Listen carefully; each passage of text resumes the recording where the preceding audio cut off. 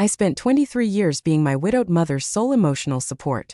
When I had a baby and asked for fewer daily calls, she told every relative I'd abandoned her. An aunt I barely knew flew in to confront me. 23 years of being her everything. One baby. One gentle request for space. Somehow I became the daughter who abandoned her mother. My name is Nadia Russo. I'm 37 years old. When I was 14, my father died. And from that day forward for 23 years, I became my mother's entire world. Not by accident, not by my choice alone, by the slow, steady accumulation of 1,000 small moments in which I was the only person there, and I rose to meet each one, and she came to expect it, and I came to expect it of myself, and by the time I understood what had happened, it had already become the architecture of my life. I am telling this story because I had a baby 14 months ago, and asked my mother to please call before coming over, and to give me a little breathing room in those first weeks. She called 7 relatives within 24 hours to tell them I had abandoned her. An aunt I had not seen in 11 years flew in from Phoenix to confront me. I went 90 days without answering my mother's calls. And I do not regret it, not the way I expected to. This is the story of what 23 years of being someone's everything actually costs, what happens when you finally ask for something back, and what I found on the other side of 90 days of silence. My father was a machinist. His name was Anthony. He was 47 years old when his heart stopped on a Tuesday morning in March. I was in algebra class. A school counselor came and got me. I knew before she said anything.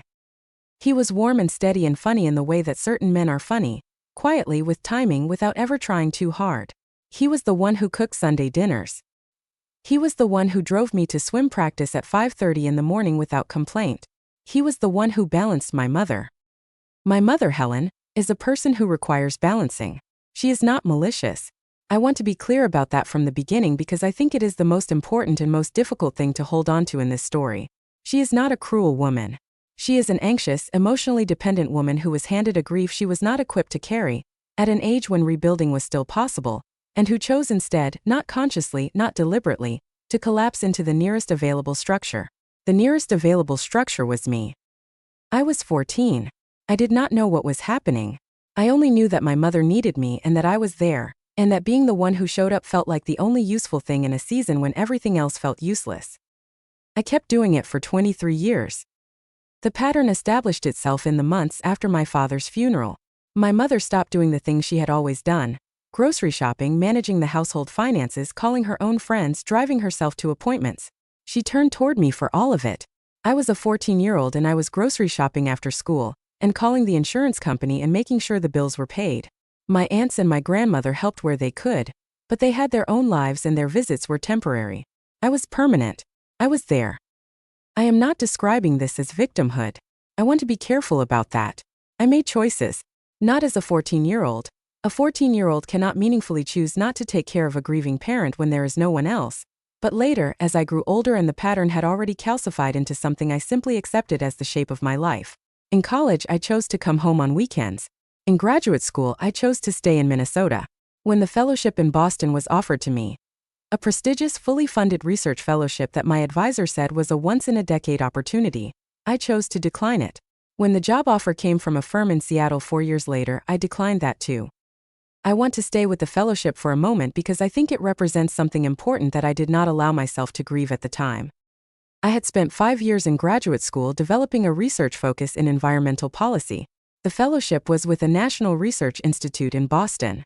It would have paid for itself and then some, opened doors that do not open twice, and placed me in a cohort of researchers whose careers I had been following and admiring for years.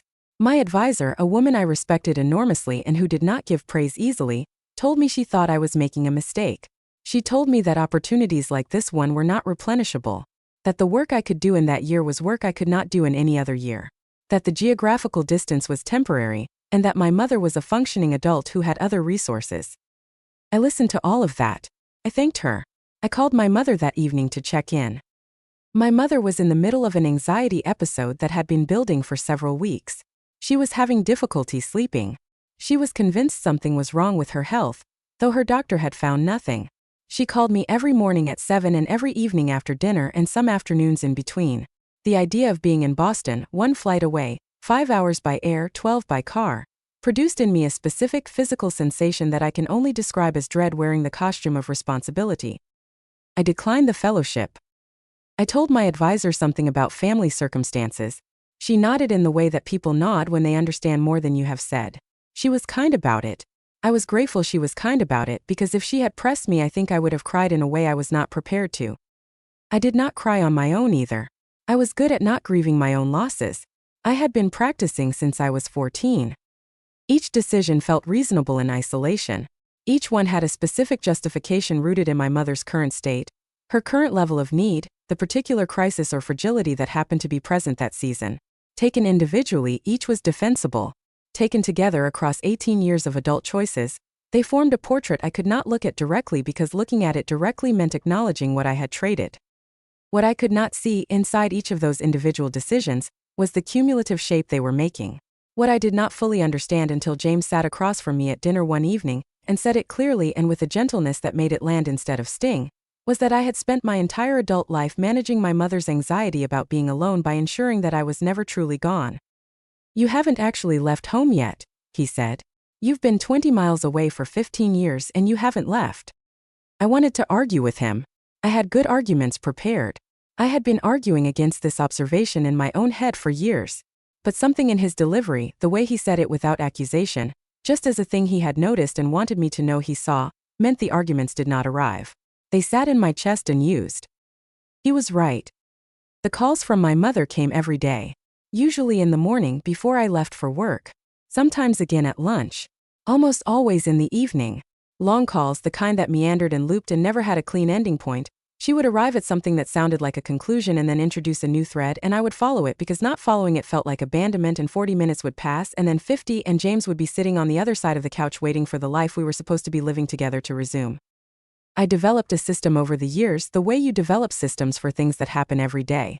I would take the morning call before I got in the car for work, standing at the kitchen counter with my coffee going cold. I would take the evening call on the couch after dinner, with the phone on speaker so I could clear the table while she talked. I kept a notepad sometimes because my mother returned to the same worries cyclically, and I had learned that the fastest way through a loop was to reference what she had said the last time we discussed it, gently, without pointing out the repetition, just anchoring her. I was efficient about it. I was good at it. I did not fully understand until James pointed it out how much of my ambient mental energy was devoted to it at all times. Not just during the calls, between them. The low-level background processing of her current state, her current concerns, the anticipation of what the next call would bring and how I would handle it. He described it once as watching me hold a second full-time job that I never talked about. I think that was accurate. She did not ask about my day very often. The calls were about her day. Her worries. The neighbor who she felt was deliberately parking in a way that blocked her line of sight. The television program that had left her unsettled. The cold she thought might be developing into something worse. The dream she had had about my father in which he seemed distant or displeased. And what did I think that meant, and did I think he was unhappy wherever he was? I would listen. I would respond. I would offer reassurance where reassurance was possible and gentle redirection where it was not. I would stay on the call until she seemed settled enough that ending it would not produce immediate callback. Then I would hang up and turn back to James or to dinner, or to whatever I had been doing before the phone rang, and I would try to locate the thread of the life I was actually living and pick it up again from where I had set it down. James had been patient about this for years. Genuinely patient, not resentfully patient.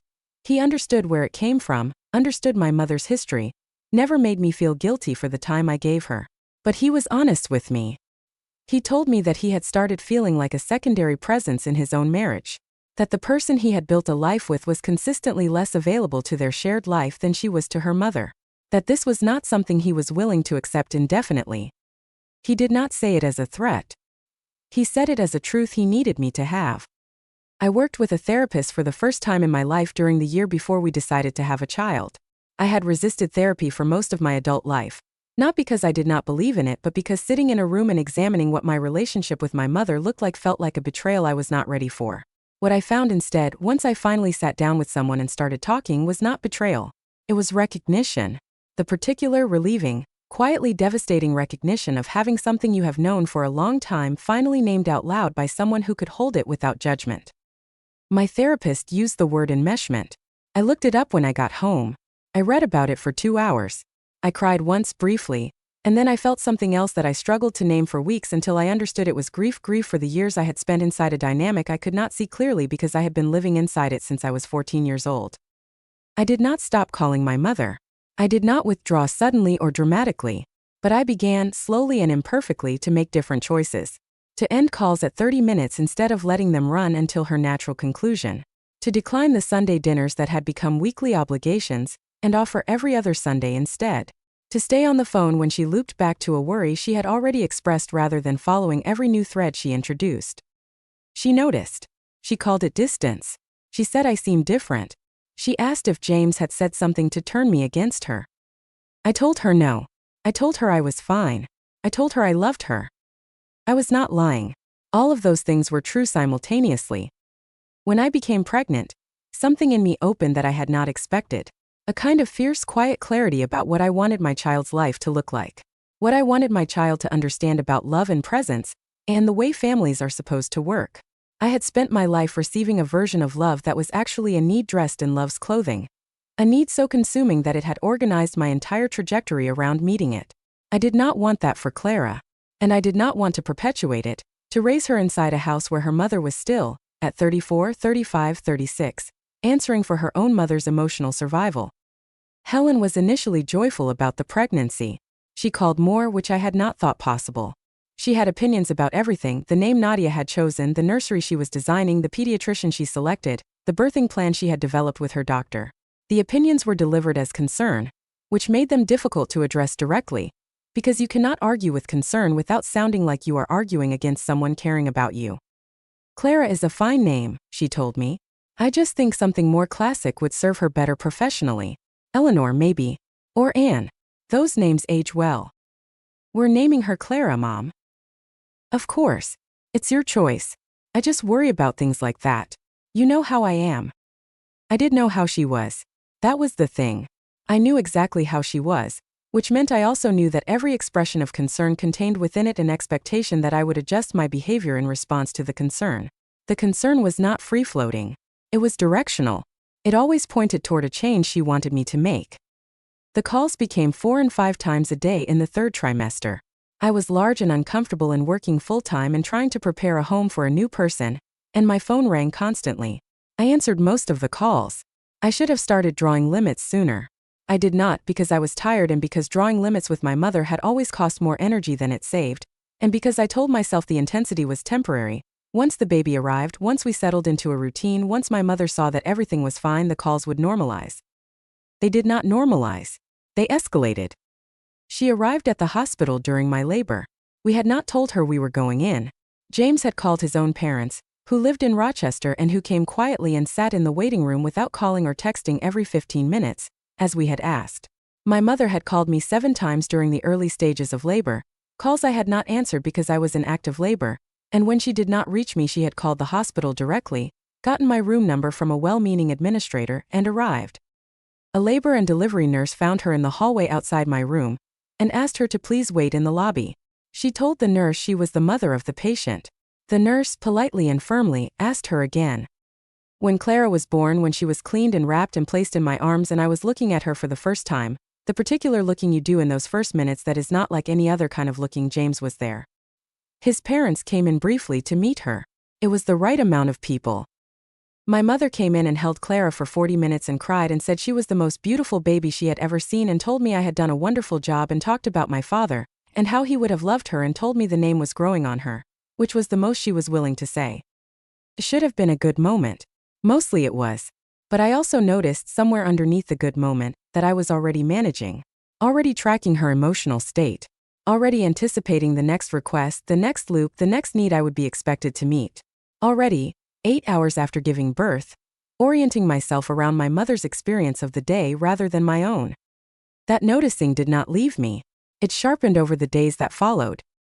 She came to the house every day for the first 2 weeks, let herself in with the spare key she had been given years earlier and had never returned and which I had never asked for back. She arrived in the mornings when I was trying to rest. She held Clara while I slept, which was helpful, and offered the help in ways that felt more like occupation than assistance. She rearranged the items on the changing table. She moved the burp cloths to a different drawer. She told me the swaddling technique I had learned in the hospital was wrong and demonstrated her preferred method twice. When Clara cried during a visit and I reached for her, my mother sometimes reached at the same moment, and there was a brief, silent negotiation over who would pick up my daughter in my own home. On the 8th day, when Clara was settled and sleeping and the house was briefly quiet, I asked my mother to sit down with me. I was careful. I had thought about what I wanted to say. I used the language my therapist had suggested, first person, present tense, non-accusatory. I told her I was exhausted and still healing. I told her I loved her and I loved having her involved. I told her it would help me if she called before coming so I could make sure I was in a place to receive visitors. I told her every other day instead of daily would give me the recovery time I needed. She looked at me for a moment with the expression I knew very well. Processing. Assessing. Then she said, "You've changed. I'm 8 days postpartum, Mom. Things are different right now." No, something has changed. Before the baby, you've been different for a long time and I've been afraid to say it. I haven't changed. I'm the same person. I'm just asking for a little space while I recover. James did this, she said, quietly, not angrily, with a certainty that was more unsettling than anger. James didn't do anything. I'm asking for this. He turned you against me. I've watched it happen. I didn't want to say it, but I've watched it happen since you married him. Mom. You used to be my daughter. Before him. She left shortly after that. I did not chase her to the car. I closed the door. I sat down on the couch and fed Clara and looked out the window at the afternoon and told myself she would take some time and then call and we would talk it through. Instead, she called 7 relatives. Within 24 hours, my phone had received messages from my grandmother, 3 cousins, an uncle I spoke to perhaps once a year, and 2 of my mother's friends who had my number from a family gathering years earlier. The messages were variations on a theme: that I had broken my mother's heart, that I had shut her out after everything she had been through, the loss of my father, the years alone, everything she had sacrificed, that James was not a good influence, that family was the most important thing and I was throwing mine away. The one that shook me most was from my grandmother, who is 81 years old and who I love genuinely and without complication and who I had always believed understood me. She called instead of texting. She was crying. She said she was so sorry to call but she was worried about my mother, and she had not seen her daughter this upset since my father died, and she did not understand what had happened. I explained as gently and briefly as I could. 8 days postpartum. Needed space to recover. Asked for calls before visits. Every other day instead of daily. My grandmother was quiet for a moment. Then she said, "Nadia, I'm sure you're exhausted, but your mother needs you." The words went through me like something cold. Not because they were wrong about my mother needing me. She did. My mother needed me in the same way she had needed me since I was 14 years old, in the same fundamental way, with the same undimmed intensity, unchanged by the fact that I had grown up and made a life and had a child of my own. My mother needed me always, completely, and the idea that this need had a limit or should encounter one was not a concept she had developed. What the words did, the way they went through me, was remind me that I was still the person whose job it was to solve that need. Even now. Even this week. Even in the body of a woman 8 days out of labor, feeding a newborn trying to heal. My Aunt Patricia arrived 3 days later. She lives in Phoenix. I had not seen her since a family reunion 11 years earlier. She is my mother's older sister and they speak often, and she had apparently been fully briefed on the situation, my mother's version of the situation, because she arrived with the particular energy of someone who has traveled a distance to address an injustice. She knocked on my door on a Thursday morning. I was in the living room nursing Clara. James answered the door. "I'm here to see Nadia," she said. I asked James to invite her in. She sat down across from me. She looked at Clara briefly with the softening that a baby produces in nearly everyone, and then looked back at me. "Your mother is devastated," she said. "I want you to know that. This is not some small thing. She has not eaten properly in 4 days." I held Clara closer. "Aunt Patricia," I said. "I did not cut my mother off. I asked her to call before she came over. I asked for every other day instead of every day. That's the full extent of what I said to her." "She says you told her she wasn't welcome in her grandchild's life." "That's not what I said. I said I needed a little space to recover, and I asked her to call ahead." "Nadia, your mother has no one. She lost your father 23 years ago. She has spent her whole life since then for you. And now that you have a family of your own, you're pushing her aside." I'm not pushing her aside. I am asking for boundaries that are normal and reasonable. Boundaries. She said the word in a specific way. The way someone says a word they find irritating and overly clinical. I don't think you understand what you're doing to her. With respect, I said, and I meant it. I was trying to be respectful. I don't think you understand what the last 23 years have looked like from where I was standing. She left without resolution. My mother's friends continued to send messages. One cousin called James's phone when I had stopped answering my own. James's mother, Patricia, a different Patricia, my mother-in-law, a woman I liked very much and who had handled the whole situation with appropriate restraint until this point, called my mother directly in an attempt to mediate and was told by my mother that she was part of the reason Nadia has become so cold, and that she had clearly turned Nadia against her own family. James came to find me after that call. I was in the nursery with Clara, both of us quiet in the early evening light. It's not going to de-escalate on its own, he said. I know. You can't manage this from inside it. Whatever you respond to just gives her more to work with. I know. I sat in the chair in the nursery for a long time after James went back downstairs. I looked at Clara, who was asleep with the complete, absolute trust of a person who has never been given a reason to distrust, and I thought about what I wanted for her, what I wanted her to understand about love, what I wanted her life to look like. I thought about the word enmeshment and about what my therapist had said, that the way you break a pattern that has held for decades is not gradual because gradual gets absorbed into the pattern. The pattern accommodates gradual. It has to be a stop. I had never been good at stops. I needed to be. I stopped answering my mother's calls. Not permanently. I knew it was not permanent even when I did it. I set a frame in my own mind, 90 days, because an open-ended silence felt like a war, and a war was not what I wanted. I wanted a rest. A real one. The first genuine rest I had taken from the weight of managing my mother's emotional state, since I was a 14-year-old girl sitting in an algebra classroom when everything changed. The first 2 weeks were the hardest. The silence on my end did not produce silence on hers.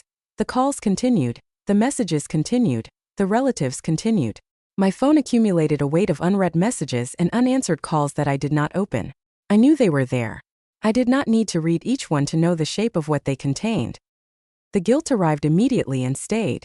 I want to be accurate about this because I think there is a version of this kind of story where the person who draws a limit feels clean and righteous and liberated from the moment they make the decision, and that was not my experience.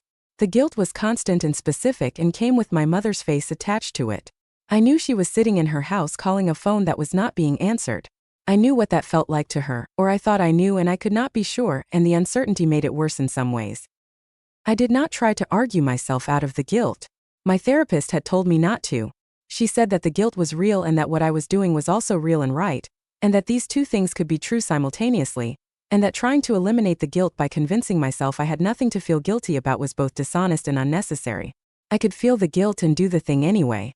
That was what the 90 days were. I checked my phone for non-mother messages every morning and evening. I answered texts from James's family, from my own friends, from my grandmother. I was not gone. I was specifically, intentionally not available to one person for a defined and finite period, which is a different thing than being gone, though I understood it would not feel that way to my mother. What surprised me was what else happened in the quiet. The things that filled the space once the calls were not filling it. I had expected guilt and there was guilt, but underneath it gradually was something else. Something I did not know how to name for the first week and then recognized in the second with a start that was almost physical. Rest. Actual rest. Not the intermittent rest of an hour between calls where one part of your mind is always monitoring for the next ring. Not the surface rest of a weekend where you know Monday morning will bring the first call at 7. Real rest, the kind that is possible only when you are not on duty for someone else's emotional state around the clock, when the part of your brain that has been holding a second shift for 23 years is finally, genuinely allowed to stop. I slept differently. James noticed before I did. He said one morning at breakfast, looking at me carefully, that something had come back into my face that he hadn't seen in a long time. He didn't name it more specifically than that. He didn't need to. I sat with the observation for the rest of that day, turning it over quietly, and by evening I thought I understood what he meant. I had been tired in a way so fundamental and so long-standing that I had stopped noticing it, like the hum of an air conditioner that you forget is there until it turns off.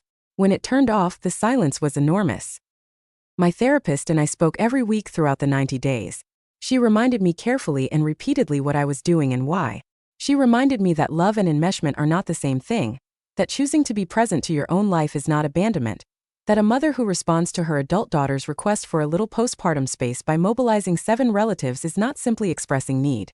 She is leveraging, whether she knows it or not. I held on to those reminders on the hard days, of which there were many. There were days when I came close to answering, days when the accumulated weight of her unreturned calls felt less like a 90-day project and more like a cruelty I was committing in slow motion. On those days I called my therapist, or called James into whatever room I was in, or sat in the nursery with Clara and let her existence remind me why I had started. My grandmother sent one final message in week 6. She said she missed me. Not a word about my mother. Just, I miss you. I hope you and the baby are well. I responded to that one. I told her I missed her too and that Clara was beautiful and that I would call her soon. I did call her and we spoke for 45 minutes about ordinary things, and it was one of the best phone calls I had in that whole season. At the end of 90 days, I called my mother. She answered on the first ring. She had been waiting. The call was not what I had hoped for and also not what I had feared. She did not apologize. I had not expected her to, not fully, and I was not going to demand it as the price of re-entry because that is not how healing works. She said she had been in so much pain. She said she had not understood what she had done. She said she hoped I knew she had never meant to hurt me. I told her I knew that. I told her I loved her. I told her I wanted us to have a real relationship, not the one we had been having, which had not been a relationship between 2 adults so much as an arrangement in which one adult managed the other. I told her I wanted to be her daughter. I did not want to be her lifeline. She was quiet for a long time. Then she said, "I'm going to try." I believed her partly. I also knew that trying for my mother looked different than it did for other people, that her trying would be real and would also be imperfect, and that the imperfection would require me to hold my limits over and over again without collapsing, which was something I had never in my life been good at and would now need to become. We are 5 months into the new arrangement. It is uneven. I expected it to be uneven and it still surprises me sometimes, the unevenness, the way it arrives in shapes I had not anticipated. There are weeks when she calls every day. On those weeks I answer some calls and let others go to voicemail, and I do not apologize for the ones I let go. This is new behavior for me and it costs something every time, not as much as it used to, but something. The first several times I watched her name appear on my screen and made the conscious choice to set the phone down and let it ring through. I felt a specific guilty lurch that I had to sit with until it passed. It passed faster each time. It still has not stopped entirely, and I have come to think it probably will not, and that this is not a problem to be solved but a feeling to be managed. There are weeks when she is clearly trying. The calls are shorter. She asks about James without the particular pointed quality the question used to have, the way it used to carry a subtext of scrutiny. She asks about Clara and wants to hear real things, what Clara said that was funny, what she did that surprised me, what stage she is moving through.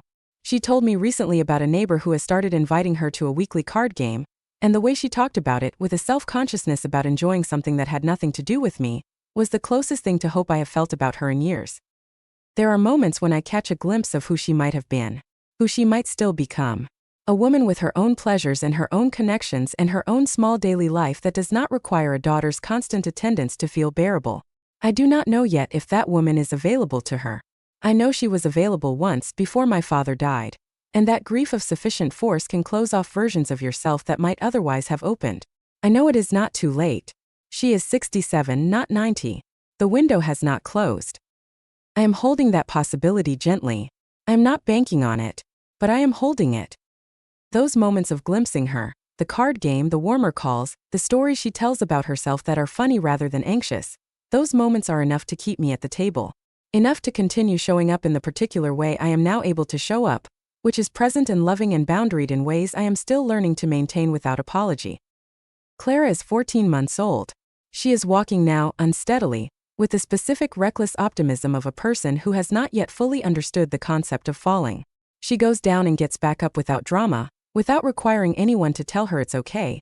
She assesses the ground, registers the information, and tries again. I watch her do this and I feel something that is partly awe and partly recognition. She laughs at things I cannot predict.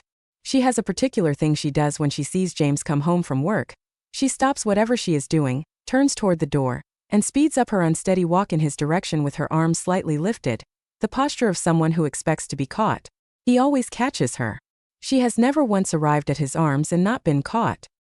That is the thing I want for her.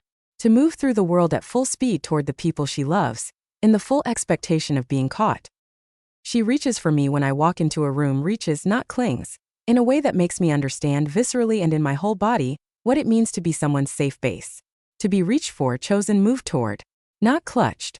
Not required. Reached for. There is a difference.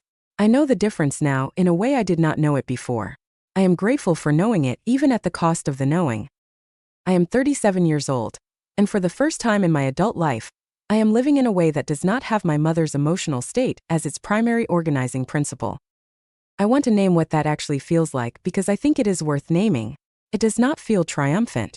It does not feel like crossing a finish line or escaping a trap, which is how some of the books and articles I read during the 90 days framed it.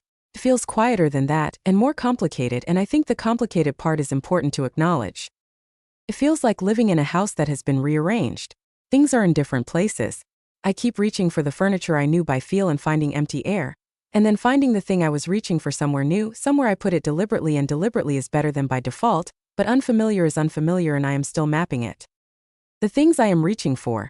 A version of love for my mother that does not require my disappearance.